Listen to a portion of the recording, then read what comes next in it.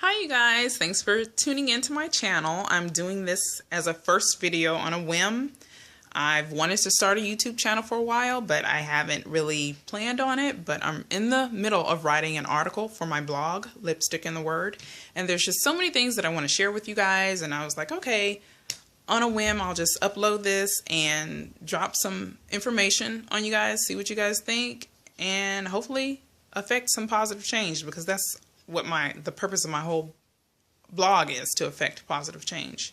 So the title of the blog I'm writing, well, it doesn't have an official title yet, but it's going to be something like this: the biggest problem in the world and the solution to that problem. So if I was to ask you, what is the biggest problem in the world today, what would you say?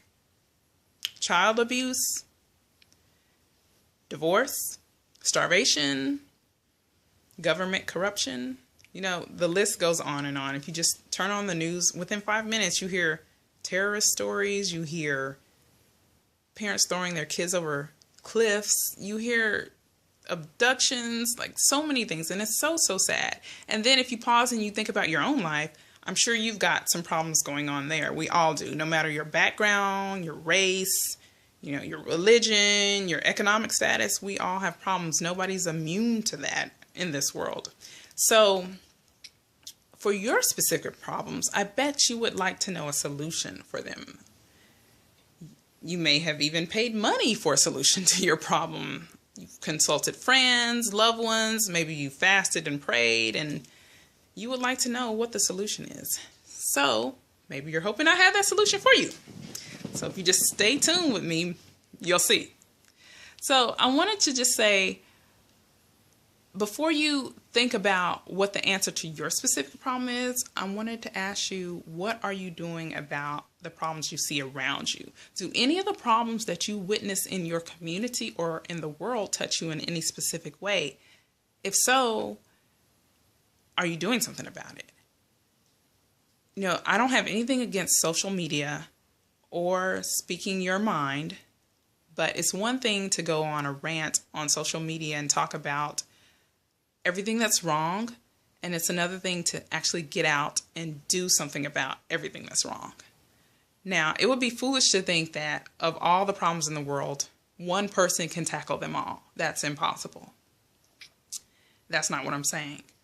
I'm saying of all the problems in the world, if each person in this world was to do something about the problems, they would not be so widespread and so numerous. So the biggest problem in the world that I see is that there are too many people not doing anything about any of the problems in the world. And the solution to all the problems in the world is you. Now, there's so many ways to affect positive change. And there's a big misconception out there that you have to have some huge type of following or platform in order to affect change. And that's so not true. You can affect change in your community. You can affect change in your house. You can affect change in your apartment building. You don't have to have this degree or economic status or even appearance to make change happen. Change starts with you. We've all heard that. Be the change that you want to see. And, you know, you see these memes on social media, you see these phrases about, you know, do kind, treat other people the way you want to be treated, and all this stuff. And there's so many likes, and, you know, at the minimum, you might share it and say you believe in that. But I'm asking you, like, do you really? And how are you acting in accordance of what you believe? So I'm encouraging you to not just let these cliche terms like be the change that you want to see and do good unto others and all that. Don't let that just be something that you just think about for a minute or two and post on your wall and then you go on about your day. Like, really put that into action, because it does work. It's easy to say that, oh, there's so many problems that, you know, I can never do anything, or I can't contribute to all these charities and things like that. And I totally understand that. Like, there are too many problems in the world to even count, and we don't even know of all the problems in the world, but each person can do something. And specifically, I want to say that you don't have to be in this perfect place in your life before you do something about the problems in the world. So there's a misconception that you have to have all of your stuff together before you help somebody else. That you have to be perfectly healed and broken. I'm perfectly healed from your brokenness, from whatever you're going through, before you extend a helping hand to somebody else. And that's so not true. You can love people from your place of brokenness, whatever that is. For me, I grew up in a single parent home. And as I got older, I realized that there were some things I missed out on. I decided that I wanted to give back to children who also grew up in single parent homes. So I decided to mentor a young girl at my church. And when I was tutoring kids and being involved in the kids, with the kids in my community, I made sure that I was placed with the ones that came from single parent homes also. So it was very healing and even liberating for me to give, even from a place of my own pain, you know? I just wanted to make sure that if I had a chance to affect positive change towards a child that was going through something that I went through, I wanted to do it. That made me feel empowered. That made me feel good. I wasn't looking to be healed, but it was a part of my healing. So I'm encouraging you to do the same thing. Whatever your problem is, if it's obesity, if it's abuse, if it's, whatever it is, there's so many. You can still love somebody beyond your family, beyond your husband, beyond your kids, even in the midst of that pain. And I'm challenging you to even just try it and see. Even if you don't think it's true, try it and see. Now, some ways to get involved with affecting change in the world. Of course, there's various organizations. Think about whatever you're passionate about. Think about if you could change something in this world, what would it be? If you had the money and the resources and the time, what would you change? So, there's organizations that you can donate money to. But beyond donating money, and not even donating money, you can donate your time, which is very much needed. Now, I'm sure you're a busy person, just like me. You don't have days and days to spare volunteering. What about once a month?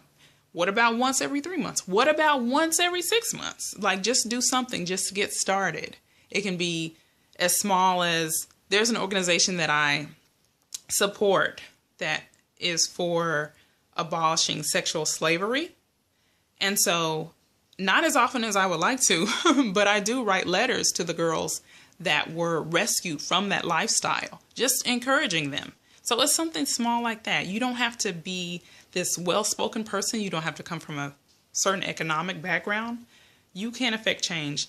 Another misconception out there is that you have to have a certain type of following in order to and you have to have you have to be on a certain level before you affect change. But you can affect change. You can mentor the kid on your block. I know of somebody, a friend of mine, who he's really into fitness and health. And so he has his, I don't know if his own fitness company, but he has this weekly meetup, or daily it might be, where he gets together with all of his boys and they all work out and they go hard and they encourage each other. And then they come back and they do Bible study and they break bread and fellowship together. I think that's beautiful. That's something I've never seen before. It's not anything that's on a national scale. He's not well known across the world, but he's affecting positive change. We need more of that. That's why I'm saying whatever your passion is, you can affect positive change in some way. And you don't have to have a huge following. You don't even have to have 5 people following you, but you can affect change.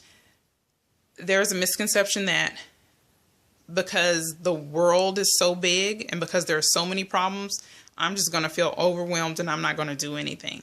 That's the biggest problem that I see in the world. There are too many people talking about what Uncle Sam should do, what the president should do, what my employer should do, what, the man should do, what we're owed, what police should do. And people go on these rants on social media, which I'm all about speaking your opinion and being free. But it's like after you voice your opinion and you speak about it, then what? Things go back to the way they were? How is that really affecting positive change? What kind of action can you put towards your words? There are marches and things like that in the cases of Trayvon Martin and Fred Gray and police brutality. And I'm not speaking against that. I'm just saying, let's not wait for something to happen before we make change happen. And it doesn't have to be in the case of racism and police brutality. And something doesn't have to directly affect you before you can get involved. So like I said before, my passion is kids and kids that come from broken homes. But I'm also passionate about abolishing sexual slavery, and I, thank God, have never been a slave. So something doesn't have to directly touch you in order for you to do something about it. So I'm encouraging you, instead of sitting around talking about, well, they should do something and he should do this and they should do that, why don't you do something? Because it's always that conversation of somebody else should do something, but it's never, I'm going to do this as a result. Because I didn't start the problem in the first place, right? So therefore, I'm not responsible. So I don't have to do anything. I can just sit here and talk about what other people should do. You know, no matter your background, I see that across the board. I see that in the office. I see that, you know, amongst peers. I see that on social media.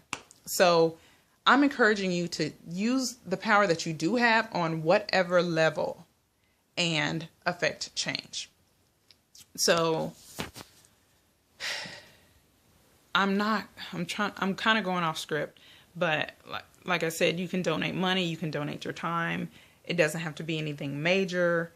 It can be on a small scale, but just get started. Baby steps, just get started. We are a lot more powerful than we realize. There's a misconception out there that because I don't have a 6-figure bank account, I don't own my own business, I don't have a blog, I don't know a lot of people, I can't do anything, I'm just going to sit back here and complain. Like, no, you have more power than you realize. If you think about it, you have the power to go cuss somebody out or piss somebody off and make their life worse. You also have the power to make people's lives better.